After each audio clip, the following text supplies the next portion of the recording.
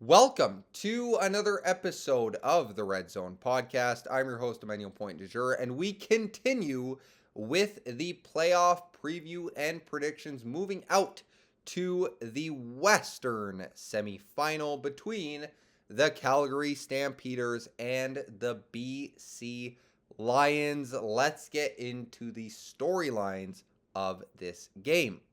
Starting off with the obvious here, Vernon Adams Jr. is facing his former team that traded him last off season. Yeah, they had two regular season matchups, but this time it's the playoffs and it's in BC. And you know, VA will want his revenge, has a lot to prove in this spot. This will be the third time in 4 years that these two teams face each other in the West semis.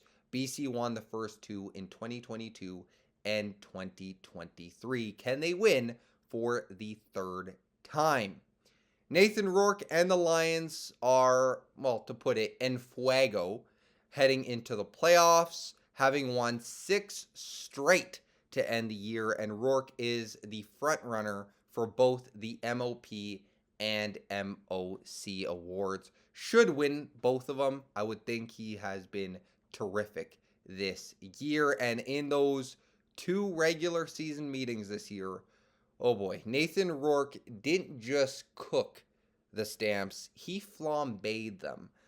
Something that would even make Gordon Ramsay very proud. He had a combined 745 passing yards, 9 total touchdowns while completing 80% of his passes. That's good for a 139 passer rating. Oh, and not to mention, BC scored a combined 90 points in those two games. Yeah, BC's favored for a reason in this one. Now let's get to the keys to victory, starting off with those Lions. And it may just be as simple as rinse and repeat, at least when it comes to the passing game, because the Lions are averaging 30 offensive points per game. Average yards per play is 8, which is ridiculous. And their passing game, it's just too good. It's too good at this point. On defense, though, slowing down Dedrick Mills, that will be key because the Stamps are the best rushing team in the CFL. The Lions aren't too far behind, though. I think they're third in the league. And containing Vernon Adams Jr., making sure he's contained inside that pocket. Don't let him escape because he likes to find guys open down the field. Or in recent weeks, he's been scrambling, but he likes to throw that ball down the field, especially when he gets out of that pocket. So making sure you contain him. Quarterbacks on both sides here, because for the Calgary Stampeders, feeding Dedrick Mills early and often. That's going to be your game plan because he has been awesome. He is the rushing leader this year in the CFL, has that crown. So you have to go to that running game. And as I said with the East semifinal, I said you have to get a lead here. If you want to run the ball, you have to work with a lead. So if the Stamps can get the ball first and score a touchdown, that would be ideal. Then they can really run the ball and Mills can get going. And you also need an efficient, turnover-free Vernon Adams Jr. game. Quick passing game. Stay ahead of the chains. Get positive yards on first down. Because if you allow BC too many chances and you punt, you know that Nathan Rourke and that offense will score touchdowns. They will. And they will start getting going. Even if they're not in the first, if you give them too many chances, they're going to make you pay. So turnover-free football and quick passing game, stay ahead of those chains, and, at times go with the deep ball if it's open, because I think the turnover battle will be very, very key in this ball game. And then, as I said, containing Nathan Rourke. I think it's with both quarterbacks here because he is fast. I mean, he turns on the jets and does not look back. When he runs, man, you could just goodbye, see ya, because you're not going to catch him because he has underrated speed.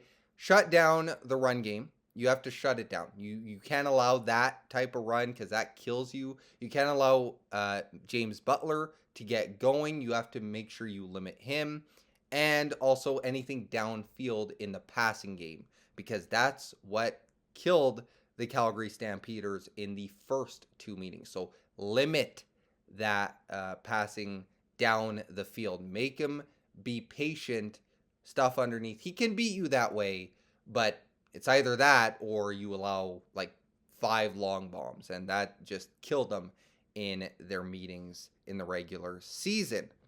With all that said, let's get to our predictions. And BC's offense is scorching hot right now, and they definitely should be favored in this game, in large part thanks to their 2 meetings, runaway meetings against Calgary this year, and the fact that they are playing at home in front of an expected 30,000 in attendance.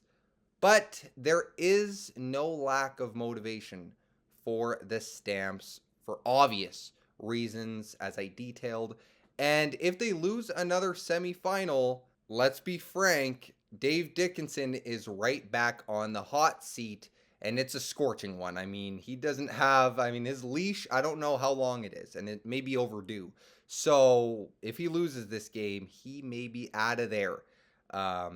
His job there. And then with VA, he has a lot to prove in this spot, as I said, and I think he will show up. So with that said, I'm going upset here. Give me the Stampeders, albeit very close, by a score of 27-23. I could be way off on this prediction, and I probably will be. But this is the fun thing about making these playoff predictions. So let me know, again, who you have winning the Western semifinal, and we'll be here to recap it all next week. I hope you all enjoy the playoff games this weekend. Go Blue Jays, and we will see you on the next episode. Peace.